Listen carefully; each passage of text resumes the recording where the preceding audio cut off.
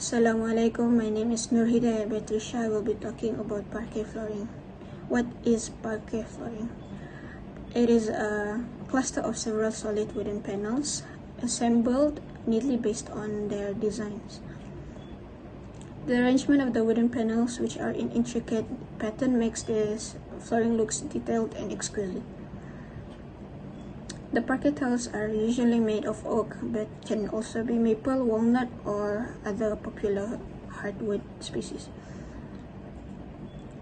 There is an option whether to use laminated or solid hardwood, based on one's preference. Although laminated floorings have more advantages comparing to traditional solid hardwood flooring. How are they any different? Now, laminated floorings are more stable and gives a greater installation option without sacrificing the varieties of finishes, textures, and patterns. Hello, I'm Sherilina Ino and I will explain to you about our next subtopic, which is about designs in parquet flooring. So the first design is chevron flooring. So basically in chevron flooring, there's a diagonal wood pattern which is produce a strong stripping effect, and also design where the wood blocks meet point to point and creating a continuous zigzag. It also has smaller planks which is usually have shorter and narrower types. And the next is, so the pros of using chevron flooring is it can be customized to suit in different interior design styles, and it also can be installed in various wood type and stains and finishes to achieve a desired look. Since chevron installation method is so sharp and smart, it can bring to durability to the chevron design.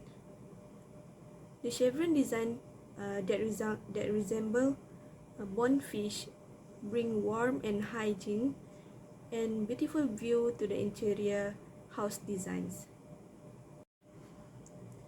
Next is the cost or the disadvantages of using chevron flooring is chevron flooring is a little more expensive to manufacture because chevron is one of the most difficult floor types to lay because the planks are shorter and narrower than other flooring designs. Not to mention that the installer must be fit more planks per meter square because each planks cover less area. It also has the most expensive floor types and the one of the most expensive designs on the market. To keep the maintenance of the chevron flooring, all you need to do is frequently sweeping and vacuuming your floor to remove the dust and the debris that stuck between the chevron's small space. And avoid spilling water on the chevron to prevent damage on the material, or using only a damp cloth to wipe the floor. Other than prolonging maintenance, applying a protective layer such as wax and polyurethane can also help maintain the floor's durability and enhance its appearance. The second design in parquet flooring is herringbone flooring. The pattern in herringbone flooring are quite similar to chevron style, where herringbone also includes equally sized of planks and installed in short zigzag. The planks can also be arranged to form a variety pattern including square and diagonal. Herringbone formation gives great dimensional stability because the boards are pushed against each other and limit movement. The advantages of using herringbone flooring is herringbone has a very aesthetic pattern because it has timeless elegance and sophistication symbol. Herringbone has such an extremely durable flooring style since it can be resistant to stains and scratches. Also, herringbone able to give effects that make your room look bigger than they are. Herringbone flooring gives versatility, which it can create variety of different looks or styles that you are interested and match at any space in your room, such as bedroom, kitchen, and pantry. There is some of disadvantages of using herringbone flooring design. For the original style of herringbone flooring, it is more expensive of labor-intensive installation than other standard plank floors, unlike laminated style one. It was quite tricky and complicated to lay if you are not experienced in laying floors. It is the best if you pay someone professional to install it. The time process of installation took longer and requires attention to the details of the planks. To keep the maintenance of herringbone flooring, you need to sweep the floor daily because this type of flooring can easily collect dust and debris. Mop your floor at least once or twice a week to remove any stains, and only use gentle solution to remove the dirt because using excessive water might bring damage to the material. If happen any spills on the floor, clean up immediately with any damp towel or mop because herringbone flooring is susceptible to water damage. Try using a doormat at the entrance to prevent dirt tracking on the floor, and if you are afraid that the floor might scratch, you can put a rug or carpet onto it, plus it can enhance the aesthetic of your space. The third design in parquet flooring is mosaic flooring. Mosaic flooring has a variety designs, intricate patterns, and depict image. The image is created by using remaining small wood from either chevron flooring and herringbone flooring or manually shaped by some professionals or machines.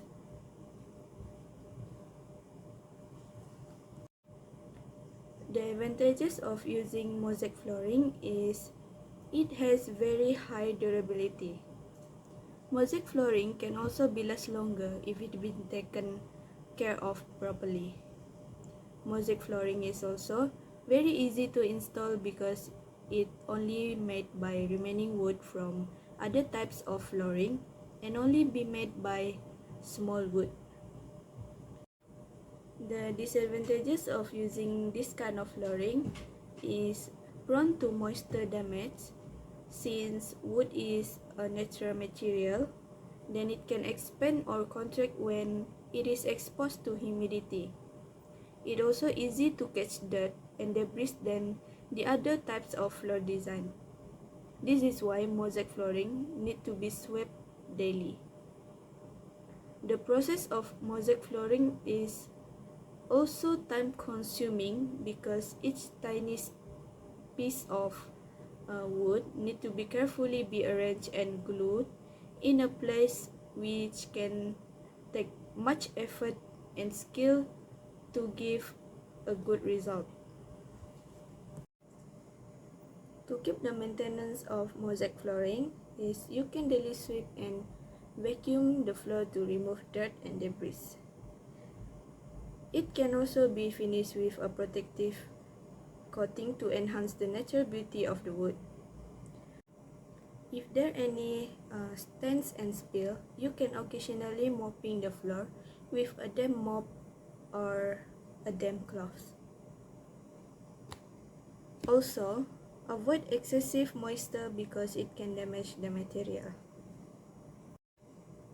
The last design of parquet flooring is versaless flooring.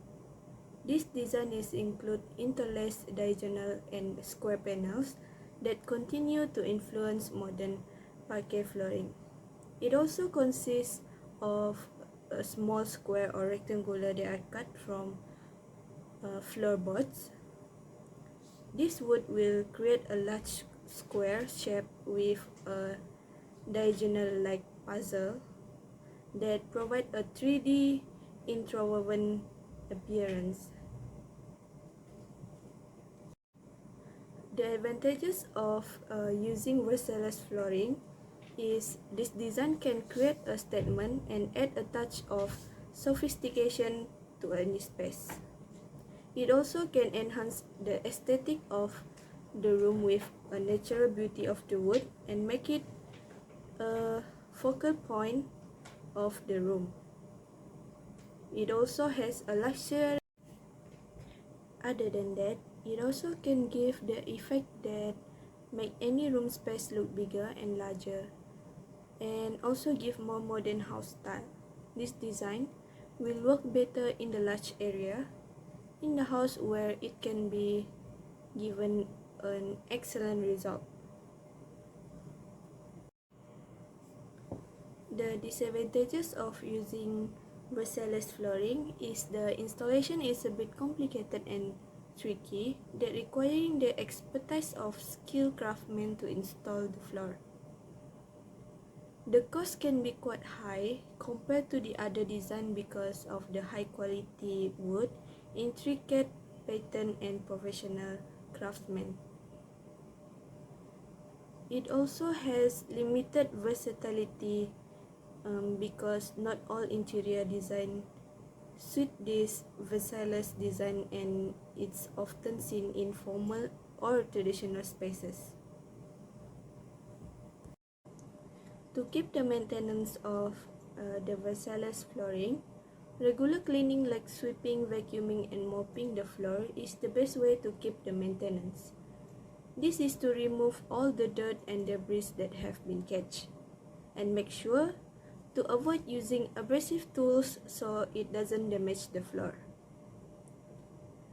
Avoid cleaning using any harsh cleaning solution because it can damage the material like wood. Also, avoid dragging stuff or move furniture a lot because it can cause scratch. You can also refinishing the Versailles wood to restore the beauty of the floor by consulting with the professional for the best action. This refinishing action depends on the level of wear. When delivering the parquet tiles, it is crucial to have some safety measures when delivering the parquet tiles to certify a smooth and safe process, such as packaging, transportation, and documentation. When packaging, it should have appropriate packaging materials such as bubble wrap or foam. When transporting the parquet tiles, it is important to choose a reliable and proficient transportation service that specializes in transporting fragile materials. And for the documentation, keeping records of the delivery process and the condition of the flooring may assist in resolving any problems or contradictions that may occur later. When handling these parquet tiles with caution are significant, whether during delivery or installing. The worker in charge needs to use proper lifting techniques and equipment to prevent mishandling and then dropping the parquet tiles. Last but not least, the storage. Keeping parquet tiles in storage has its ways to ensure that they stay in a secure condition. Some tips that can be followed is making sure the parquet tiles are in a clean and dry state. Store the parquet tiles in a suitable packaging.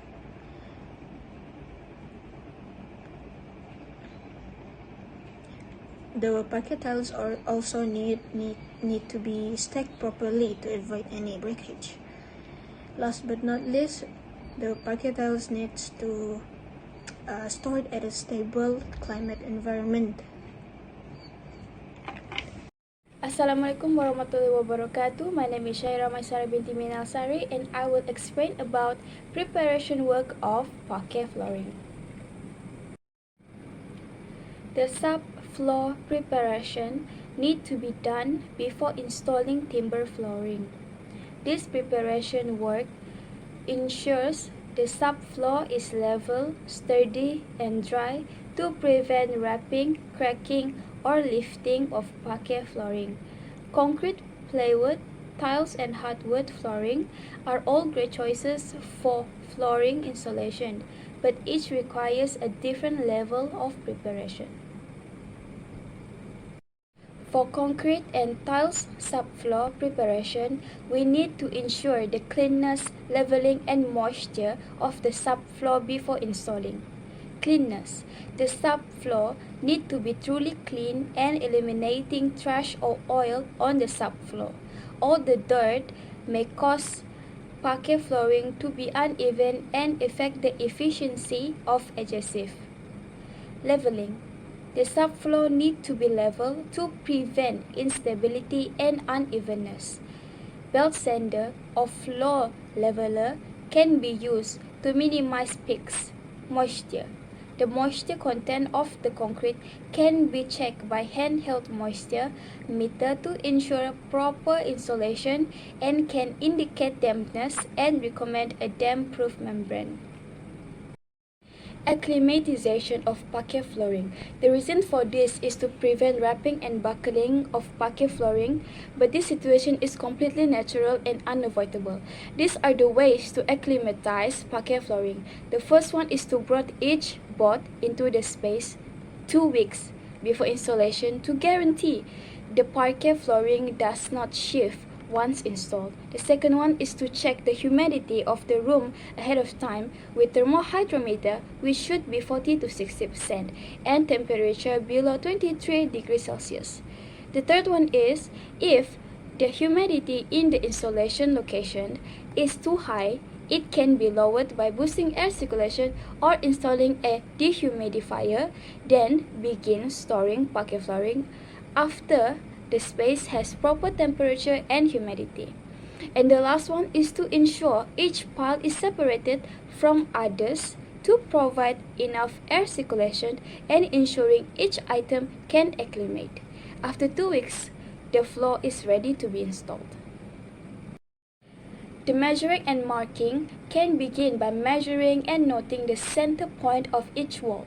Then make a straight line by extend a chalk line to the other wall. Rise and snap, which appears a noticeable junction at the room center. After the acclimatization and subfloor preparation, the parquet floorings are then installed. Here's the step-by-step installation.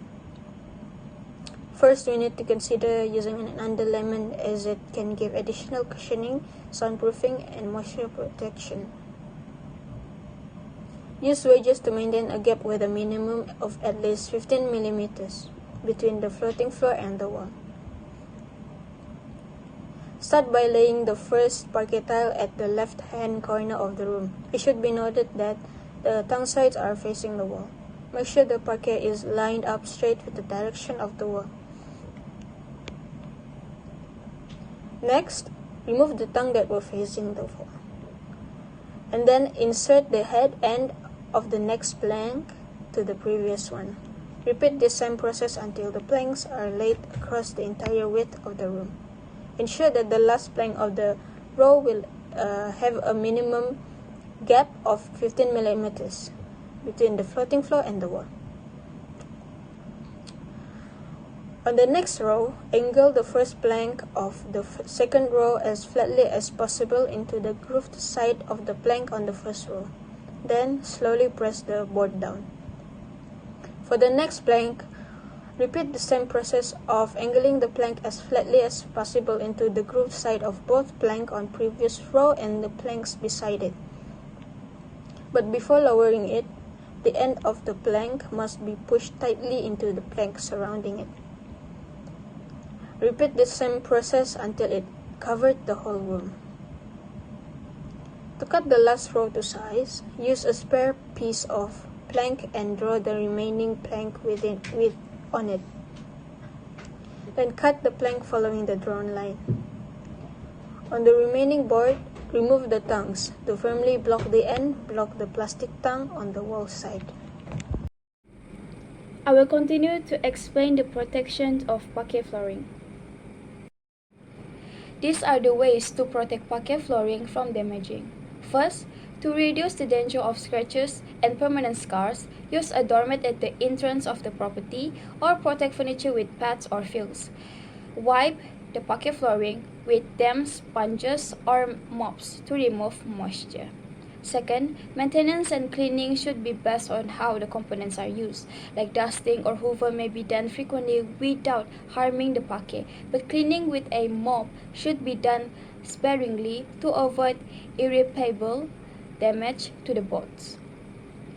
Third, to avoid potential discoloration and potential harm, homeowners with polyurethane-coated parquet flooring are advised to avoid using paste wax, steel wool, or scoring powder for cleaning purposes.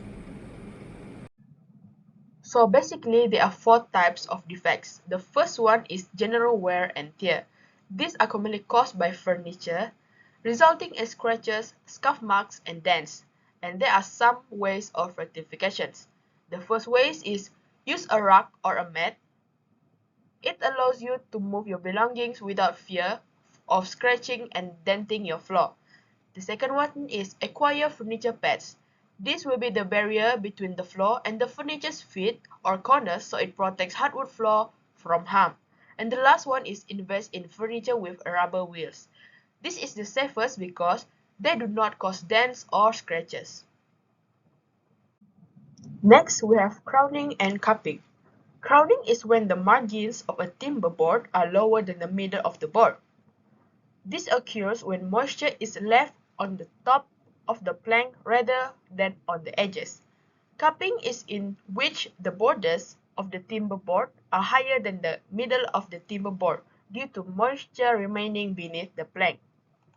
The ways of rectifications are install a humidifier or dehumidifier so that it can assist in maintaining stable humidity level. Next, we have test the moisture of the flooring. And the last one, you have check the damage. Before choosing whether they can still be used, analyze the extent of the damage and consult an expert in your region for a complete inspection.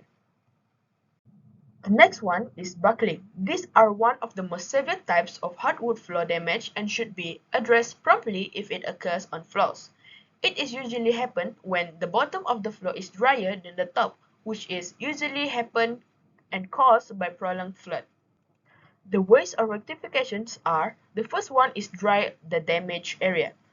For example, remove moisture from the air with a dehumidifier, the wood planks with a cloth or fans, and even the accessible subfloors with the fans or dehumidifiers. The next one is DIY repair job. Put a heavy boxes or equivalent heavy goods should be placed on top of buckling boards. Applying this much force to bend boards may be enough to force them back into position. And the last one is hire a pro. The last one is gapping. This is usually happen when flooring is installed during high humidity. It is also happen when wood loses its moisture content. The ways of rectifications are never delay in fixing the gaps. The decision to close the gap is primarily determined by the size of the gap itself. Smaller gaps may not require immediate attention, while larger ones might necessitate repair. The last ways are strategies for repairing gaps. Check for specific instructions and guidance from the hardwood floors manufacturer before beginning any repairs. And gaps in hardwood floors can be eliminated with proper filler application.